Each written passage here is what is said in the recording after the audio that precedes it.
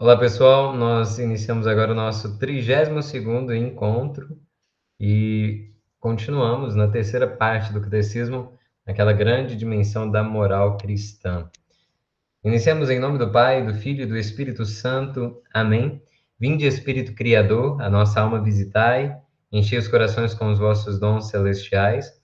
Vós sois chamado intercessor de Deus, excelso dom sem par, a fonte viva, o fogo, o amor, a unção divina e salutar. Sois doador dos 7 dons, e sois poder na mão do Pai. Por ele, prometido a nós, por nós, seus feitos proclamai. A nossa mente iluminai, e os corações enchei de amor, nossa fraqueza encorajai, qual força eterna e protetor. Nosso inimigo repeli, e concedei-nos a vossa paz. Se pela graça nos guiais, o mal deixamos para trás. Ao Pai e ao Filho Salvador, por vós possamos conhecer, que procedeis do seu amor, fazei-nos sempre firmes crer. Amém. Em nome do Pai, do Filho e do Espírito Santo. Amém.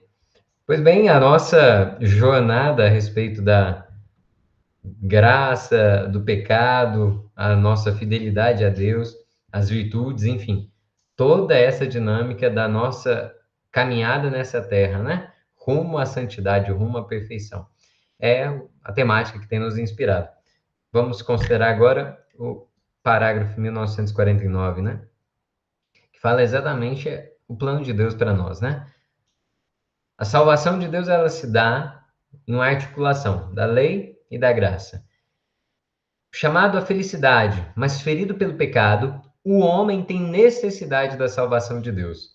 Ou seja, Deus nos quer santos, mas sozinhos nós não somos capazes, né? O socorro divino lhe é dado em Cristo, pela lei que o dirige e na graça que o sustenta. Trabalhai para a vossa salvação com temor e tremor, pois Deus é quem, segundo a sua vontade, realiza em vós o querer e o fazer. Observem, se é Deus que realiza em nós o querer e o fazer, alguém poderia dizer assim: ah, então eu sou uma marionete nas mãos de Deus. Não, não é bem assim. O que São Paulo quer dizer é que a graça coopera com a nossa vontade, né? Porque nós também não somos pelagianos, de dizer que nós, pela nossa própria força, podemos, com a nossa força de vontade, conquistar a santidade. Não, isso é o pelagianismo. E nem neopelagianos, dizendo que a graça de Deus ela é o motor de arranque e depois nós vamos seguir pela nossa vontade. Não. Nós entendemos que a vontade divina e a nossa, elas vão como que dar as mãos, né? Deus, ele me inspira a santidade, ele me conduz, ele me concede a graça, mas sempre eu preciso me decidir, né? O santo, ele tem esse mérito de não resistir à graça de Deus e principalmente de se abrir a esse plano de salvação, ok? Então, aqui nós entendemos que, primeiro, o querer de Deus para nós é a nossa felicidade. Segundo, a nossa vontade ela é livre. E terceiro, se Deus encontrar espaço em nós, ele pode conduzir-nos à perfeição, que é a felicidade plena, aquilo que chamamos de santidade. O artigo 1º ele fala da lei moral, que é uma obra da sabedoria divina, ou seja, ela ela aparece, né, em toda a realidade. Não é só uma invenção da igreja, né? A lei moral é obra da sabedoria divina. E por isso, nós vamos encontrar aquela instrução que aparece no Antigo Testamento, por exemplo, né? De modo que cumprir as regras nos leva à felicidade prometida. E aí nós recordamos, né? Livros como Deuteronômio ou Levítico, que são instruções. Mas principalmente o capítulo 19 ao 22 do livro do Êxodo, quando Deus concedeu as 2 tábuas da lei a Moisés, né? Vossa palavra é espírito e vida, né? Tenho, né, vossa lei ante os meus olhos. É isso que nos garante, né, um caminho seguro. A lei ela é uma regra de comportamento promulgada pela autoridade competente em vista do meio comum. Olha só, uma lei ela pode ser promulgada por seres humanos ou promulgada pelo próprio Deus. Se for promulgada por Deus, ela pode ser uma lei natural, inscrita na natureza, ou ela pode ser uma lei positivada, né? A lei que a gente encontra nas Sagradas Escrituras. Ou então ela pode ser uma lei de origem humana, no sentido de ser eclesiástica, como aquela lei disposta no Código de Direito Canônico. Ou pode ser uma lei civil, por exemplo, né, que rege a sociedade de modo secular. Enfim, a lei ela é justa quando ela verdadeiramente preza pelo bem do ser humano, né? Não há interesses escusos, mas o bem da pessoa. A lei é revelada e estabelecida pela razão como uma participação na providência do Deus vivo, Criador e Redentor de todos. Olha só, aqui nós podemos compreender que a lei ela não contradiz a razão, mas ela está orientada para aquilo que é razoável, ok? E olha o que o parágrafo 951 diz: apenas um homem entre todos os seres vivos pode gloriar-se de ter sido digno de receber de Deus uma lei. Aqueles outros seres vivos, eles seguem leis naturais, né? Ou de outro modo, eles cumprem o instinto. Enquanto que o ser humano ele tem a capacidade de deliberar. Por isso que ele dispõe de uma liberdade e de uma razão, né? A lei moral, ela pode ter essas características, né? Ser eterna, uma lei natural ou revelada. Cada uma dessas leis, ou civis e eclesiásticas, como eu dizia, ela vai variar. Se, conforme o autor, se foi promulgada pelo próprio Deus ou pelo ser humano, e também conforme o seu modo de promulgação, né? A lei eterna, por exemplo, a gravidade. É uma lei que perpassa a natureza, é uma lei natural. Agora, existem leis eternas que regem toda a realidade, né, criada. Existe a lei estabelecida no Antigo Testamento e existe a lei levada à plenitude. A lei cuja interpretação Jesus nos dá, né? Eu não vim abolir a lei, mas eu vim levá-la a pleno cumprimento. Pois é, essa estrutura não significa uma imposição divina, mas uma expressão da sua sabedoria na realidade, ok? Porque quando a gente entende isso, a gente entende que a Igreja Católica não é moralista, que os cristãos, eles não trabalham com uma espécie de pessimismo, né? De que cumprir a vontade de Deus é seguir preceitos que que vão me oprimir, né? Não, a gente entende que é o contrário. Cumprir a lei é a plenitude da liberdade e da vida em nós, né? A lei moral natural. Olha, o homem ele participa da sabedoria e da bondade do Criador, né? Daí advém aquela estrutura própria do livro do Gênesis, né? Que Deus ele permitiu ao homem cumprir o que é bom e verdadeiro. Só que o homem, pelo pecado, quis arrogar para si o direito de deliberar o que é certo e errado, né? Mas a lei natural se acha escrita e gravada na alma de todos os homens, porque ela está ordenada pela razão. Cara, mas parecem existir muitas variáveis, né? Na verdade, não tantas, né? O incesto, por exemplo, não é a impossibilidade de uma relação conjugal, marital, entre parentes, né? Ela é uma das primeiras estruturas legislativas, por assim dizer, né, de costume, que aparecem em praticamente todas as sociedades. Existem muitas leis que não derivam da religião, né? Elas derivam da dignidade humana, né? Algumas sociedades chegaram a essas leis mais cedo, outras mais tarde, né? Isso para dizer que aqui nós estamos supondo que ela é inerente ao ser do ser humano, não é relativismo, né? Então, a lei divina e natural mostra ao homem o caminho a seguir para praticar o bem e atingir o seu fim. Aqui a gente lembra de Santo Tomás de Aquino, que já foi citado em outros momentos, né? A submissão a Deus, ela decorre do reconhecimento de que ele é o Criador, né? E ele inseriu, na realidade, essa lei. A lei, né, essa lei que é denominada natural, não é inerente apenas a uma natureza dos seres irracionais, né? Mas ela é orientada para a própria natureza humana. E aí se pergunta, né? Onde é então que se acham inscritas essas regras? Se não no livro dessa luz que se chama Verdade. Aí eu gosto de lembrar aquele entendimento de que trono da verdade é a própria realidade, né? A lei natural, outra coisa não é, senão a luz da inteligência posta em nós por Deus. Honrar pai e mãe, por exemplo, né? Gosto sempre de recordar. Foi um mandamento promulgado e positivado por Deus na sua lei. Mas mesmo assim, nós poderíamos reconhecer essa lei, né, no ser das coisas. Por isso que o catecismo diz que Deus ele precisou expressar a lei moral, porque o homem não era capaz de reconhecê-la no seu próprio coração, né? Presente no coração de cada homem e estabelecida pela razão, a lei natural é universal em seus preceitos e sua autoridade se estende a todos os homens. Isso é interessante, né?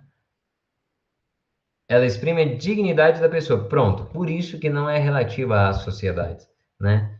E ela é estabelecida, ela existe para a observância de todos os homens, não existe desigualdade, né? Por isso que São Tomás vai dizer que uma lei iníqua não obriga a consciência, né? Isso aqui nos recorda que a lei ela deve estar orientada para a justiça, orientada para a verdade, né? Agora, a aplicação varia, né? Mesmo na diversidade de culturas, a lei natural permanece como uma regra que liga os homens entre si. É por isso que, quando alguém começa a dizer, em tal sociedade é normal que exista determinado comportamento. Poxa, não é porque é normal que aquilo seja correto. Não é porque algo se torne comum em uma sociedade que aquilo possa ser considerado uma norma. Por isso que a razão ela deve ser o fiel da balança, né? O 1958 recorda isso, que a lei natural é imutável e permanente através das várias ações da história. Ou seja, não existe uma espécie de progresso em que a verdade ou o certo e o errado possam ir se transformando com o passar dos séculos, né? Mesmo que alguém negue até os seus princípios, não é possível substituí-la, né? Ou melhor, destruí-la nem arrancá-la do coração do homem. Aí aquela Constituição Apostólica, Gaudium et Spes, do Vaticano II, vai dizer no número 16 que a consciência é um sacrário inviolável. É claro que existem muitas pessoas que vão se habituando tanto aos vícios, vão tratando aquilo de modo tão banal e comum que o certo pode começar a parecer errado e o errado parecer certo. A gente fala de uma espécie de suspensão da consciência, né? Sabe, quando a pessoa acostuma tanto a andar de carro sem colocar o cinto de segurança que o apito sonoro já não incomoda mais? É exatamente aí, né? Quando a pessoa criou uma espécie de insensibilidade, indiferença para aqueles sinais da consciência. Enfim, isso tudo para dizer que a lei natural não é a lei promulgada, mas ela pode ser interpretada pela razão. Agora sim, os preceitos da lei natural não são percebidos por todos de maneira clara e imediata. Tá aí aquilo que eu dizia, essa espécie de letargia, né, de anestesia da consciência. E muitas vezes a graça e a revelação são necessárias justamente por isso, né? A lei natural propicia a lei revelada e a graça um fundamento preparado por Deus. Agora vamos falar então dessa realidade do Antigo Testamento, né? Aquilo que a gente chama de lei antiga. Deus, nosso Criador e Redentor, ele escolheu para si Israel como seu povo e lhe revelou uma lei. Olha só, a gente está falando do plano de salvação e aquele primeiro estágio, né, de revelação, quando aparece a lei lá com Moisés, que exprime diversas verdades naturalmente acessíveis à razão, né? Existem algumas prescrições morais que nos parecem estranhas no Antigo Testamento, mas aquelas eram de caráter transitório. Por exemplo, a impossibilidade de comer carne de porco. A gente sabe que era uma impossibilidade para o judeu. No entanto, Deus ele revela que não é necessariamente ruim. Aquilo ali era um estágio de pedagogia para dar identidade para o povo judeu em contraste com os povos pagãos, ok? Então, com relação a isso, sim. Mas aquelas regras sobre o que era ou não kosher, né? O que, que era alimento ou não. Não, existem determinados animais que não é admissível se alimentar deles. Enfim, isso sim era um estágio, mas é porque não se tratava de um princípio moral, mas de um costume ritual, né? Em 1962 diz que a lei antiga é o primeiro estágio da lei da revelação da lei. Acontece o seguinte, quando a gente fala estágio, eu vou reforçar. A gente não está falando numa visão positivista, como é aquela de Augusto Comte, em que a sociedade teria estágios de desenvolvimento. A gente está simplesmente dizendo de uma pedagogia divina. Deus, ele trata a humanidade como um pai trata uma criança. O pai, ele não começa a tratar logo nos primeiros dias da introdução alimentar, dando para o bebê bife, né? Mandioca frita, espinafre, não. Ele começa por alimentos que lhe sejam mais seguros, né? Deus, aqui, essa passagem que eu acho fascinante, né? Deus escreveu nas tábuas da lei aquilo que os homens não conseguiram ler em seus corações. Isso aqui é maravilhoso, né? Porque o Decálogo, ele pretende iluminar a consciência do homem. Tudo que o Decálogo proíbe é porque vai contra o amor a Deus e contra o amor ao próximo. As duas tábuas da lei são isso, né? Os mandamentos de amar a Deus sobre todas as coisas, não tomar seu santo nome em vão e guardar domingos e festas, diz respeito ao amor a Deus, né? Ao direito divino. E a segunda tábua da lei, todos aqueles mandamentos que nos relacionam com o próximo. E olha como que isso é paradoxal. Deus escreveu em tábuas de pedra aquilo que o homem não foi capaz de ler no seu próprio coração. Porque o homem tinha endurecido seu coração, entende? As tábuas da lei, elas são como que uma expressão da dureza do próprio coração humano, que tinha se afastado da vontade de Deus, por quê? No princípio entrou o pecado. Gênesis capítulo 3. Capítulo 4, a gente já vê a consequência do pecado, que é o fratricídio, né? Caim mata Abel. Depois nós vemos a corrupção da humanidade até o dilúvio, ok? E após o dilúvio nós temos o drama da dispersão humana com a Torre de Babel por uma continuação da iniquidade. É uma espiral de corrupção que vai fazendo cada vez mais o ser humano se afastar do plano divino. 1963 diz que a lei santa, espiritual e boa ainda é imperfeita, né? Por isso que é tratada como um pedagogo. São Paulo que diz isso no seu texto aos Gálatas, né? Cada um dos capítulos ele fala disso. A lei antiga é uma preparação para o evangelho. Essa profecia são como tipos, né? Ou símbolos para exprimir aquilo que verdadeiramente viria com o evangelho, que é a vida segundo o Espírito. Mas aqui a gente não está falando de uma oposição entre lei e espírito, como se existissem as regras e, por outro lado, os carismas. Não.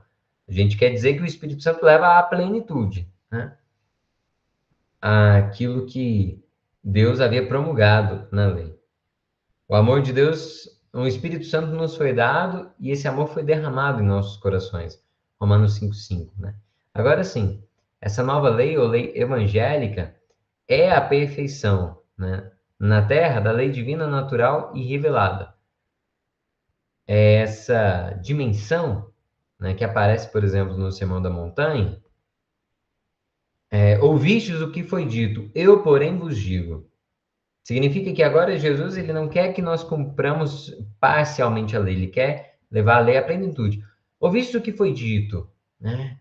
Olho por olho, dente por dente, eu porém vos digo que aquele que se encolarizar contra o seu irmão, ou ele diz, não matar, mas eu vos digo que aquele que chamar o seu irmão de patífice, aquele que chamar o seu irmão de patife, será réu em juízo. Ah, mas peraí, ah, não, aquele que comete adultério é o que se uniu a uma outra mulher. Não, não, aquele que deseja. Ou seja, o que que é a plenitude? É uma dimensão mais do que só de atitudes exteriores, mas de uma conduta interior. Então, é por isso que o Espírito ele nos conduz nesse sentido, né? O Espírito Santo, ele nos foi dado a partir da fé em Cristo e, sobretudo, no nosso batismo, e opera em nós, maximamente, os ditames da caridade. E, de maneira especial, a sua virtude, a sua força em nós vem através dos sacramentos. Né? 1967 fala que a lei evangélica dá pleno cumprimento à lei antiga. Aquilo que nós dizíamos de uma perfeição. Enquanto seguidor de Cristo, deve ser mais do que foram os homens do Antigo Testamento. Longe de abolir ou desvalorizar as prescrições da lei antiga, ele tira dela todas as suas exigências, né? Não lhe acrescenta preceitos exteriores, mas vai até o ponto de reformar a raiz dos atos, o coração, né?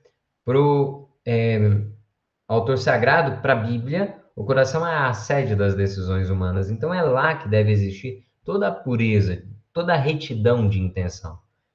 A nova lei, ela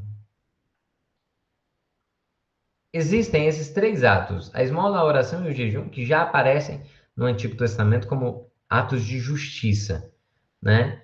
Mas esses atos de justiça, que têm uma expressão exterior, eles devem ter uma retidão interior, né? Por isso que a quaresma, ela é um tempo propício para nós entendermos se a nossa esmola não é aparente, se a nossa oração não é para sermos vistos, se o nosso jejum não é para aliviar a nossa consciência, né? Aqui nós temos aquela regra de ouro que aparece em Mateus 7, né? Tudo aquilo, portanto, que quereis que os homens vos façam, fazei vós a eles. Pois esta é a lei e os profetas.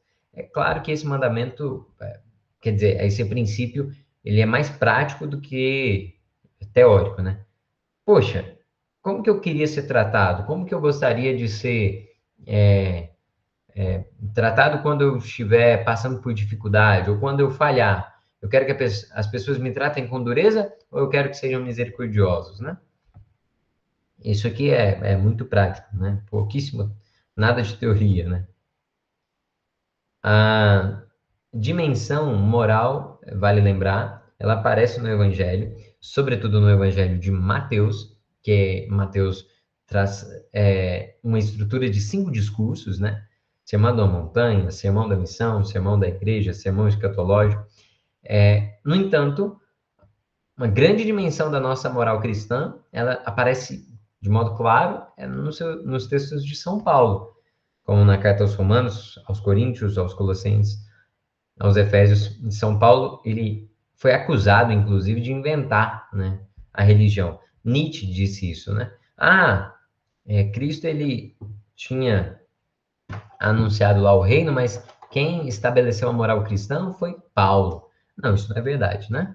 São Paulo, ele vai estruturar em maneira de direcionamento, de diretrizes, por assim dizer, de conselhos para suas comunidades, né, aquelas que ele acompanhou, aquilo que é o princípio do evangelho. Não existe, ele vai Ele vai trazer para a prática daqueles homens, né? Não tem invenção nenhuma.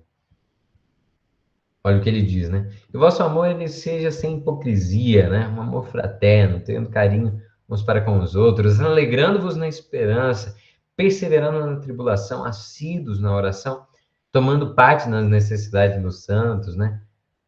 Aí, tudo isso que ele diz, parte do evangelho, mas ele traz para a realidade de vida, né? A gente sabe que essa nova lei também é denominada lei do amor. A gente sabe que hoje em dia é perigoso falar disso, né? Mas essa lei, ela, para além dos preceitos, ela comporta esses conselhos evangélicos, né? Os conselhos evangélicos geralmente são aqueles três elementos, né? De pobreza, obediência e castidade, né? Que vai aparecer principalmente na vida de religiosos, né? Na igreja. E atesta um dinamismo e uma prontidão espiritual, né? Deus não quer que cada pessoa observe todos os conselhos, mas apenas aqueles que são convenientes, né? Para o próprio estado de vida. Enfim, cada um deve aplicar com generosidade cada uma dessas realidades, né? Nós temos aí o resumo. Esse resumo, ele vale para a nossa assimilação, né? Mas acredito que estamos todos muito familiarizados com, com essas verdades, né? Isso aqui ajuda muito na catequese, né? Esses temas que às vezes são mais polêmicos, né? Nas nossas paróquias, para os nossos jovens. Agora sim, o artigo 2º fala da graça e a justificação. Justificar é tornar justo, né? Aqui sim nós podemos considerar a graça aparece inicialmente, nós temos essa dimensão do mérito que eu começava a citar com relação aos santos, e o propósito, a nossa eleição em Cristo foi para a santidade, né? Eleito segundo a presciência divina, a graça que nos é oferecida em Jesus Cristo, né? É uma das saudações que inclusive aparece no missal, né? Para o início da celebração. Belíssimo. Aqui vale a pena nós fazermos a leitura desse resumo primeiro. Parágrafo 2017. A graça. Essa cor ela não é agradável. A graça do Espírito Santo nos dá a justiça de Deus, unindo-nos pela fé e pelo batismo, a paixão e a ressurreição de Cristo, o Espírito nos faz participar de sua vida. Opa! Quando nós, no começo do catecismo, considerávamos aquele tópico, por que é que Deus se fez homem? Nós também dizíamos, né? Aquela expressão, por que Deus fez homem é aquela expressão latina, cur Deus homo, né? Um conceito clássico, né? Por que Deus fez homem? Só para salvar a humanidade? Aí a gente lembrava dos orientais que falavam da teoses, né? Para nos divinizar. Olha lá. Nós não pensamos como alguns reformadores ou alguns protestantes que entendem que a graça divina seja como uma espécie de capa que vai anular o pecado do ser humano ou encobrir o pecado do ser humano. Não. Nós entendemos que a operação da graça em nós ela é efetiva, né? Nós fomos lavados e alvejados no sangue do Cordeiro, correto? A operação da graça em nós é ontológica. O sacramento do batismo não é simbólico, ele opera aquilo que ele significa, né? A água do batismo no qual nós fomos lavados não lava apenas o nosso exterior, mas lava a nossa alma. Ok? Por quê? Porque em Cristo nós somos justificados. Nele nós fomos salvos, libertos e justificados, né? 2018 diz que a justificação, como a conversão, apresenta duas faces, né? Sob a emoção da graça, o homem se volta para Deus e se afasta do pecado, acolhendo assim o perdão e a justiça que vem do alto. E a justificação comporta a remissão dos pecados, a santificação e a renovação do homem interior. Por isso que São Paulo diz, né? Uma metanoia, transformar-vos pela renovação da vossa mente. Essa justificação, ela é uma operação de Deus em nós, que nos afasta do pecado. Opa!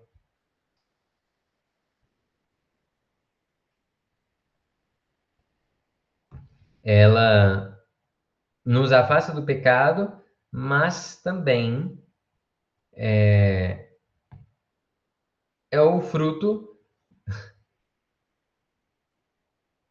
A minha câmera trabalhando o foco.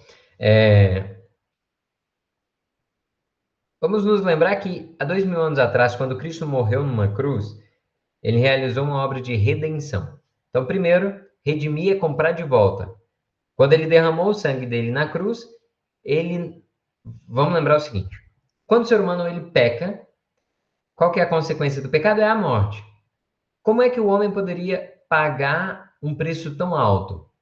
Nós não temos como nós não tínhamos como pagar essa fiança para nos livrarmos da morte. Alguém justo deveria morrer no nosso lugar.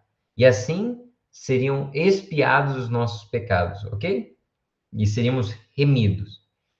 Cristo foi o cordeiro imolado no nosso lugar para nos conceder uma vida eterna. Primeiro ponto. Mas em Jesus Cristo nós também somos santificados, porque a graça em nós, ela opera frutos de justiça. E como se isso não bastasse, o sacramento do batismo, que nos une a Jesus Cristo, a vida verdadeira, nos permite sermos novas criaturas. Novas criaturas. Então não vamos voltar apenas para o Éden, para o paraíso aqui nessa terra. Nós vamos, como homens e mulheres restaurados em Jesus, viver a vida divina. Ok? Toda essa dinâmica é a justificação. A justificação nos foi merecida pela paixão de Cristo e nos é concedida por meio do batismo. Faz-nos conformes à justiça de Deus que nos torna justos. E tem como meta a glória de Deus e de Cristo e o dom da vida eterna. Ou seja, a realidade do sacramento do batismo não é opcional, né? Por isso que a Igreja Católica insiste que as crianças sejam batizadas o quanto antes. Ah, não, a gente vai esperar quando o padrinho puder voltar lá da Inglaterra. Ano que vem a gente batiza. Oh, meu Deus, não espera não, né? Porque enquanto essa criança não é batizada, eu não consigo, eu não possibilitei que ela chegue ao manancial da vida que é Jesus Cristo. Ah, cara, mas Deus é bom, ele não vai deixar uma criança ficar apartada da graça só por isso. Não, não é assim que Deus trabalha. Ele é bom, mas ele depende da nossa colaboração, sim ou não? Ele dependeu sempre de seres humanos para fazer sua obra. Ah, cara, mas ele não precisava. Mas ele quis. E aí? Como é que fica? Isso para dizer que ah, Deus ele tinha o poder para nos salvar sem contar com a nossa colaboração. Mas isso violaria a nossa dignidade, a nossa liberdade de filhos de Deus. Então é na liberdade que ele trabalha, por isso que ele espera a nossa contrapartida. Então a justificação ela já foi conquistada para nossa para a humanidade. A gente não precisa fazer nada para ter mérito, né? Até porque não conseguiríamos no alto da cruz. Porém, a justiça que foi obra de Cristo na cruz, ela só se torna verdade na vida dos homens e mulheres que foram batizados. Ah, cara, mas e aquela verdade que extra ecclesia nulla salus, né? E as pessoas que permanecerem fora da igreja? Não, pera lá. Lá no artigo 9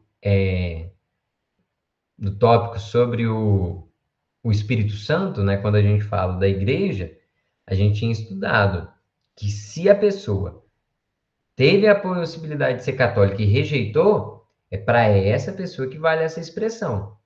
Ela escolheu estar fora da igreja. Agora, para a pessoa que não escolheu, aí Deus, no seu insondável desígnio, vai entender como que essa pessoa pode ser julgada, né? Hum, Até porque o capítulo 25 de Mateus nos ajuda, né? Ah, Senhor, quando foi que nós te demos de comer, te demos de beber, te vestimos? Todas as vezes que fizestes isso a um dos pequeninos. O que Jesus está dizendo ali? O critério da justiça não é a teoria, não é a intenção e nem a nossa boa vontade apenas, mas obras. Obras é que são amores, né? Ah, Senhor, mas quando foi que não fizemos? Ué, toda vez que você não fez isso a um dos pequeninos. Vocês concordam comigo que esse critério que Jesus apresenta no capítulo 25 de São Mateus, lá no Sermão Escatológico, se aplica a todos os seres humanos? Qualquer pessoa que, tendo feito de bom grado um gesto de generosidade, de misericórdia, ele, no final das contas, alegrava o próprio Deus. Sim ou não? Sim. Porque um ser humano que passa fome é uma pessoa por quem Deus sofre ou se compadece, né? Porque Deus tem sentimentos, ele tem coração, ele é pessoal. Uma pessoa que recebe acolhimento, que é bem tratada, enfim, é o próprio Cristo que se alegra nele, né? Então, nesse sentido, é bonito aquela simbologia da estátua que aparece no cartaz da campanha da Fraternidade de 2026, o Cristo Sem Teto. É um sujeito deitado num banco de praça, só que os pés revelam a identidade daquele sujeito, né? Os pés chagados. Enfim, isso tudo para dizer que Deus consegue perscrutar os corações, né? 2021 diz que a graça é o auxílio que Deus nos concede para responder à nossa vocação de nos tornarmos filhos adotivos. Ela nos introduz na intimidade da vida trinitária. Olha a dureza dessa frase. Ela nos introduz na intimidade da vida trinitária. Isso é muito sério. O que é a graça? Graça é um influxo da vida divina em nós. O que é a graça? Graça é a nossa comunhão com Deus. O que é a graça? É o auxílio que Deus nos concede para sermos plenamente filhos de Deus. Eu não consigo não pensar numa lâmpada. Quando a gente olha para ela e percebe aquele brilho, que parece ser a própria identidade da lâmpada, o que é aquilo? É a energia fluindo através daquela lâmpada. Não é bonito? Vós sois a luz do mundo. Mas a luz, para iluminar, ela precisa dessa energia, concordam? Santa Teresa de Calcutá, ela dizia que nós somos como lâmpadas, espalhados pelo mundo. Para que nós possamos afugentar as trevas, é preciso deixar o amor de Deus fluir em nós. Cabe a mim e a você escolhermos. Se esse amor puder fluir, o mundo se torna mais iluminado. Se ele não flui, as trevas são espessas, né? 2022 diz que a iniciativa divina na obra da graça precede, prepara e suscita a livre resposta do homem. Precede, prepara e suscita, tá? Se eu negar isso aqui, eu me torno neopelagiano ou até pelagiano. Pelágio é aquele que falava, não, Deus foi tão bom quando ele fez o ser humano que o próprio ser humano, pela força de vontade, chega a ser santo. Não, né? Isso aí é coisa de filantropia, né? Até o espiritismo flerta um pouco com essa ideia, né? De que fazendo obra de caridade a gente chega à iluminação, à plena purificação. Não. O homem ferido pelo pecado, definitivamente não. Então a iniciativa divina precede, prepara e suscita a resposta do homem, né? A graça responde às aspirações profundas da liberdade humana, né? Chama a cooperar consigo e a aperfeiçoa. Ah, Cairo, mas você diz que precede, prepara e suscita. Então, aonde ficou a liberdade humana? Não. Imagina que você estivesse doente, né, enfermo. Você precisa tomar soro, precisa tomar ali alguns medicamentos para ter força de vontade, sim ou não? Para sair da cama e viver sua vida. A graça veio e nos encontrou prostrados pelo pecado. Lembra que Jesus começa o evangelho lendo aquele texto de Isaías, né? Vim anunciar a boa nova aos pobres, a liberdade aos cativos, quebrar o jugo dos oprimidos, né? Trazer a liberdade a esses prisioneiros que caminhavam à sombra da morte. Quem são? Somos todos nós, é a humanidade ferida pelo pecado, né? Então, a graça que nos é concedida, ela nos possibilita sermos livres, porque antes éramos escravos do pecado. 2023 diz que a graça santificante é o dom gratuito de Deus, ou melhor, é o dom gratuito que Deus nos faz da sua própria da sua própria vida, infundida pelo Espírito Santo na nossa alma para nos curar do pecado e santificar. Então, primeiro, a graça santificante é aquela que nós recebemos no nosso batismo, né? É quando o Espírito Santo ele é infundido em nós, né? Os dons necessários para a nossa santidade, para a nossa santificação, já estão todos lá. Depois, na nossa vida, a gente pode receber os carismas, que são graças, são dons efusos, não para a nossa santidade apenas, mas para a edificação da comunidade, né? São os carismas. Mas também existem as graças atuais, aquelas, aquelas graças que Deus nos concede em momentos ao longo de nossos dias, né? Essas graças atuais, vamos lá, o fim, né, do 2024. Deus opera também por graças atuais múltiplas que se distinguem da graça habitual, permanente em nós. Então, a graça habitual, vamos lá, hábito é aquilo que você usa cotidianamente, né? O hábito, no caso de um policial, é a farda. O hábito, no caso da carmelita, é aquele hábito, né, mesmo, de freira. A graça habitual é aquela que permanece em nós.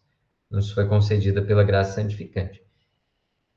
Vamos pensar o seguinte: quando Deus ele nos tomou para si no nosso batismo, ele criou em nós um organismo espiritual, ok?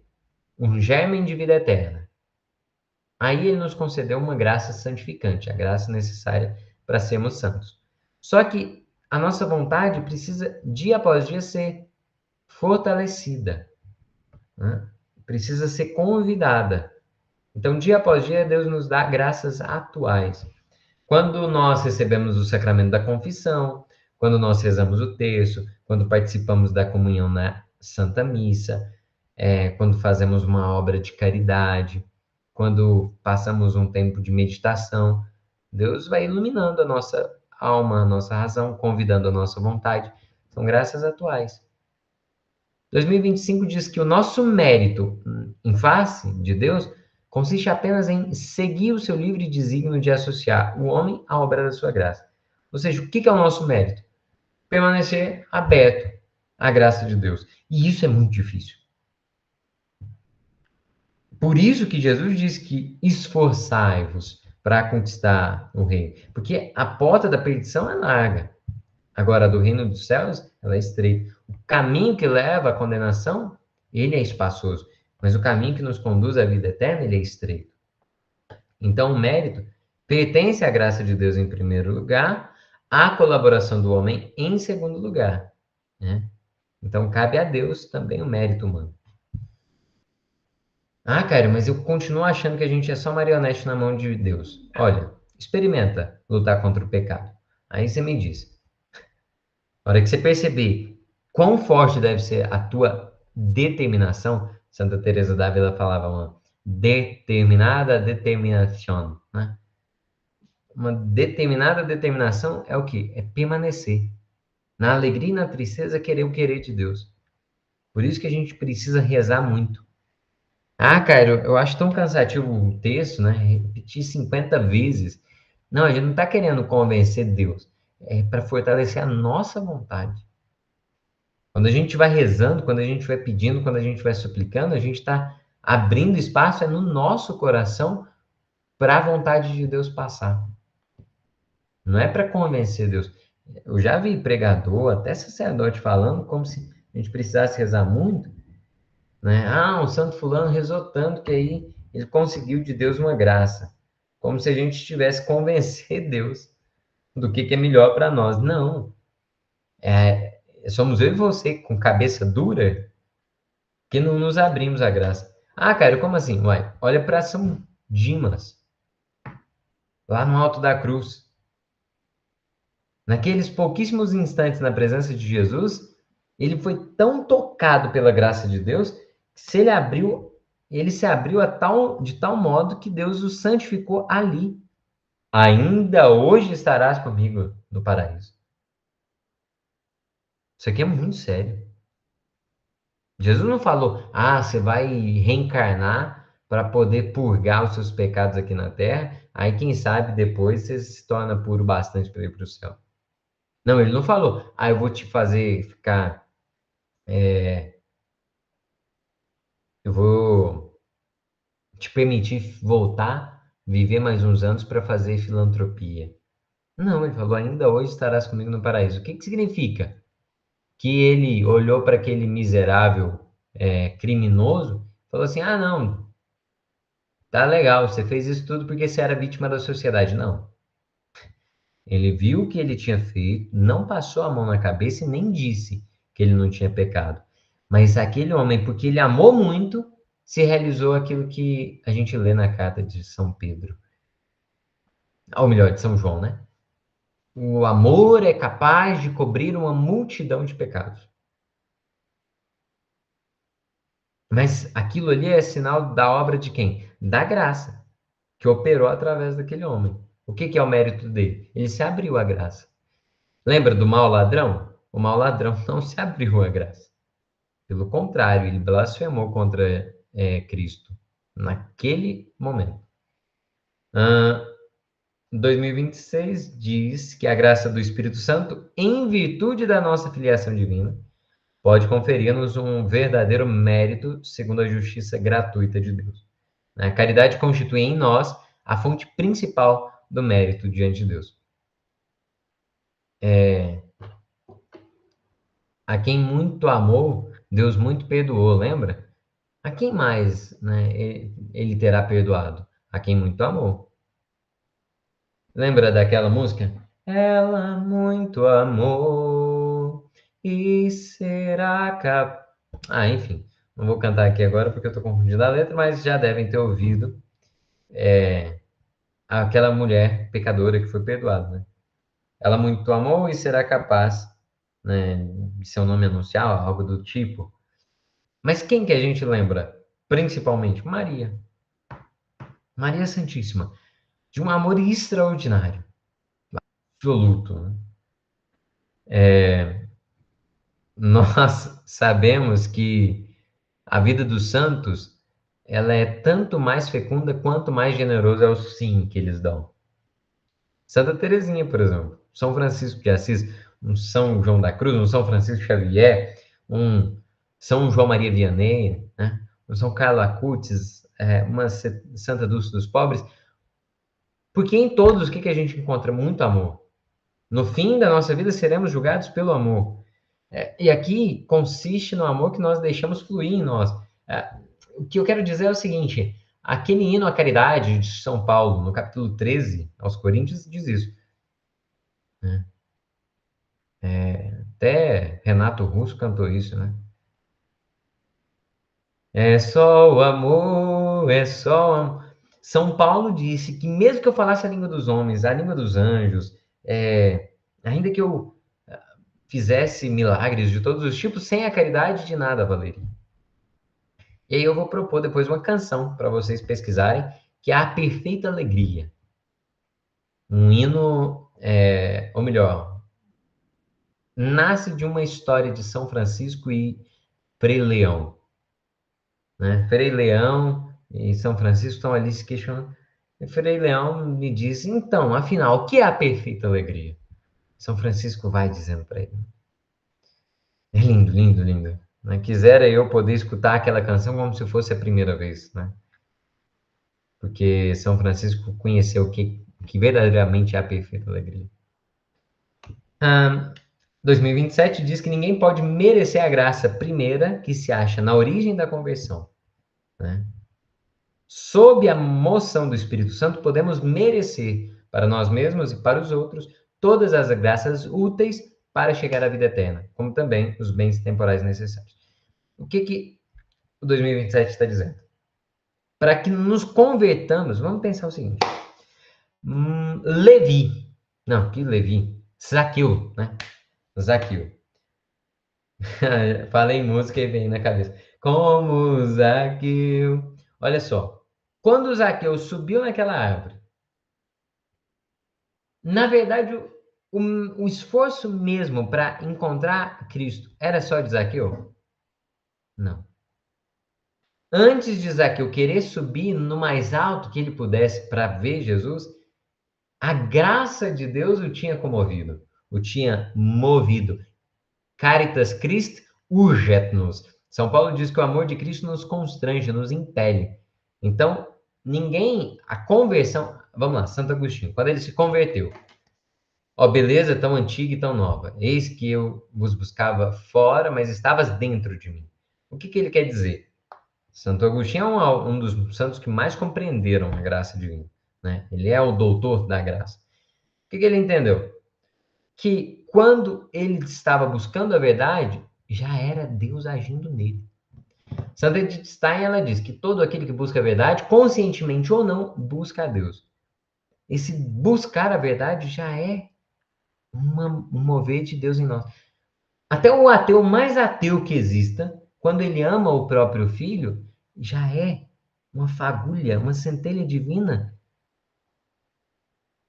que está iluminando o coração dele. Se ele deixar o amor fluir, pode ser que ele vá se aproximando de Deus. Dito de outro modo, crer em Deus, por exemplo, a fé é uma virtude teologal, lembra? É fruto da graça em nós. Enfim, ficou claro, né?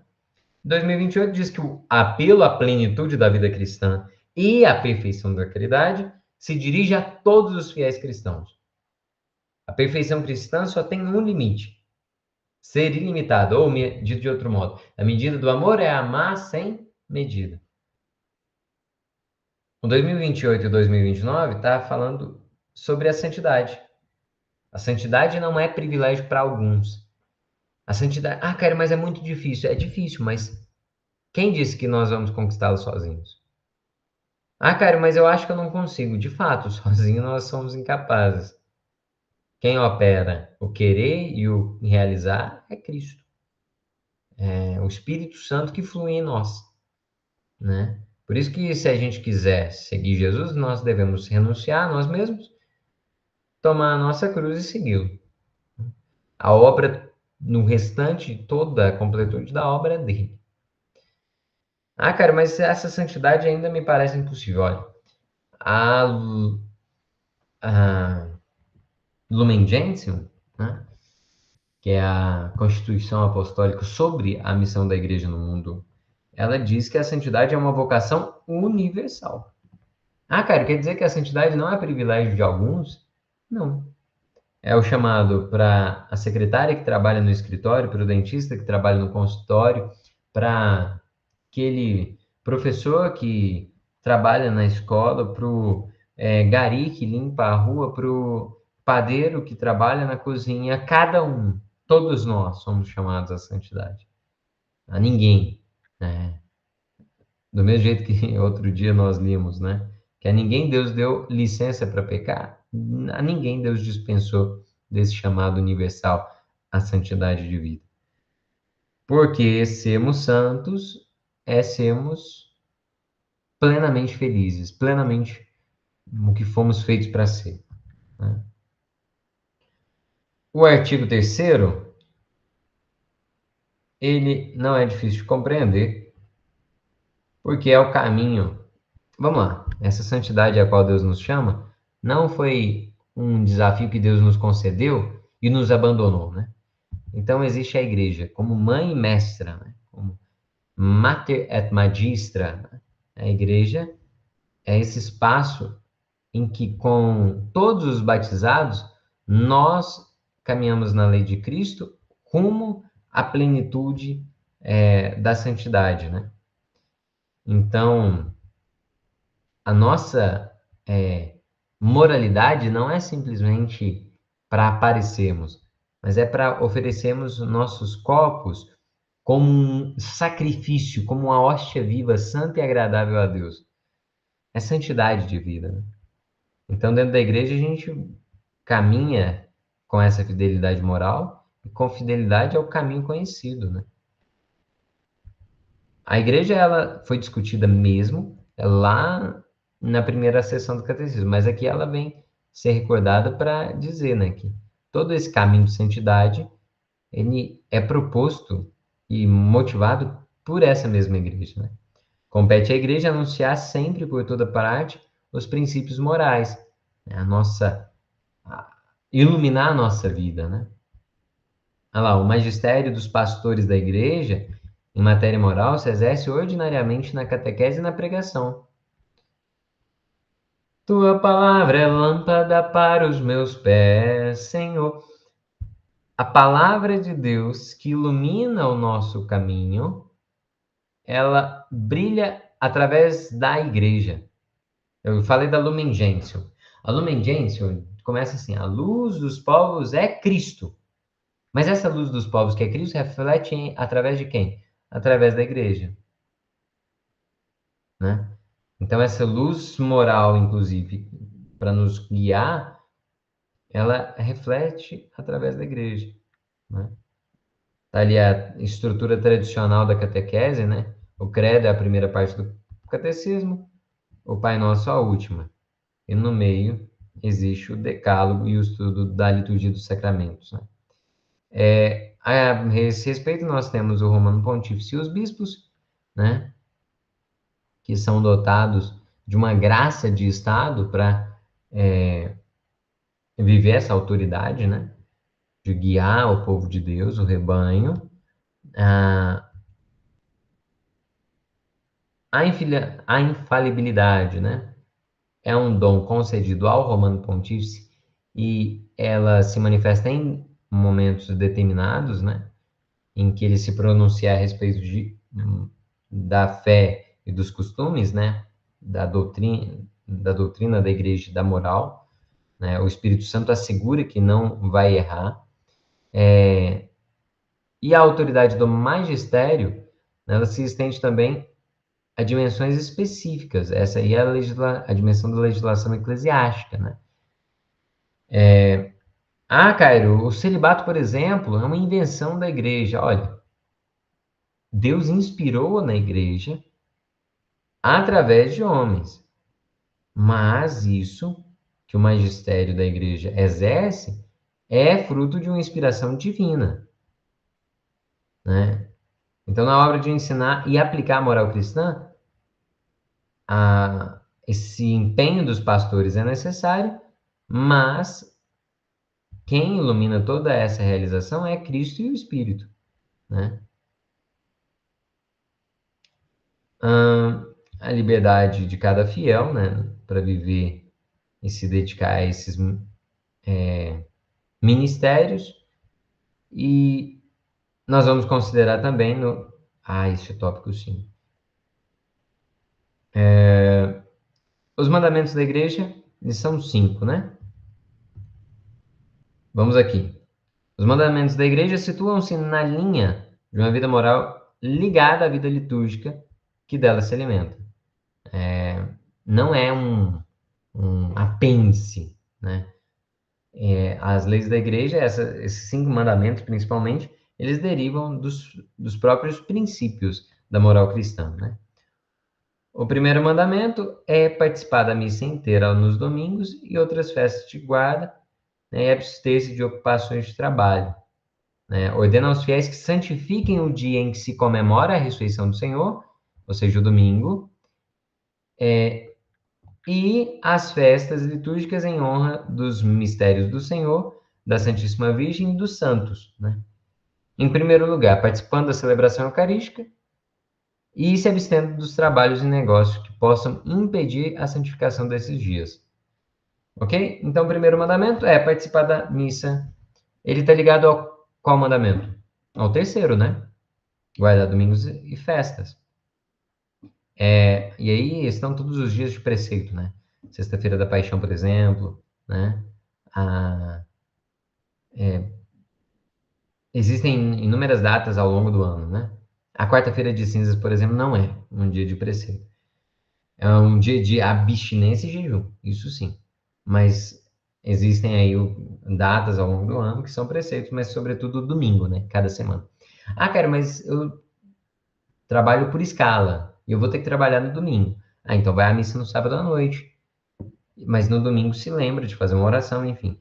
Que o trabalho, por mais compulsório que ele seja, ele não te impeça de santificar o domingo, né? O segundo mandamento é confessar-se ao menos uma vez por ano, no período da quaresma, sobretudo, né? Porque tempo de penitência, né? De reconciliação. O terceiro mandamento fala de receber a Eucaristia ao menos na Páscoa da Ressurreição. O que que esses 5 mandamentos da igreja nos dizem? O mínimo, né? Guardar domingos, festas e participar da missa inteira é a expressão do terceiro mandamento. Confessar ao menos uma vez por ano, isso aqui é um mínimo para ter uma vida no espírito, né? O terceiro mandamento é receber a Eucaristia ao menos uma vez na Páscoa, que não precisava nem ser mandamento, né? Mas é ali a expressão clara do que é o mínimo.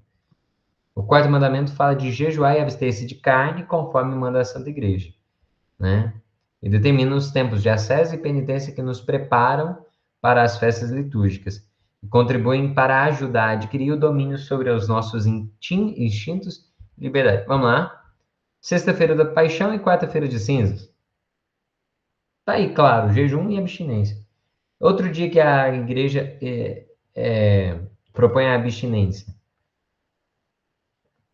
Abstinência de carne nas sextas-feiras ao longo do ano. A menos que seja uma solenidade, sexta-feira é dia de abstinência. Ah, cara, mas eu comi carne. É porque me ofereceram e não pude recusar. Então, a Conferência dos Bispos do Brasil, assim como grande parte das conferências dos bispos no mundo todo, ensina e propõe que nós façamos então uma outra obra, ou uma obra de misericórdia, ou uma determinada oração, porque a sexta-feira é o dia da paixão do Senhor, então eu preciso me unir a Ele com algum sacrifício. E o quinto mandamento fala sobre ajudar a igreja em suas necessidades. O dízimo entra aí, por exemplo, né? E além do dízimo, a nossa oferta generosa, né? De socorrer, né, ali as nossas comunidades, nossas paróquias em suas necessidades. A vida moral e o testemunho. Poxa, a gente sabe que palavras podem até convencer, mas são os testemunhos, né? O testemunho que arrasta. Esse testemunho de homem perfeito, né, de homem gerado à semelhança de Cristo, é que deve ser o nosso cartão de visitas, né, para Cristo. Enfim, isso aí é só para mostrar essa dimensão da santidade vivida em cada um de nós. Encerramos por aqui. Os 10 mandamentos, eles vão aparecer na próxima sessão, né? Então, nós vamos, no próximo estudo, considerá-los minuciosamente, né? Nós encerramos o nosso estudo, então, até nosso próximo encontro.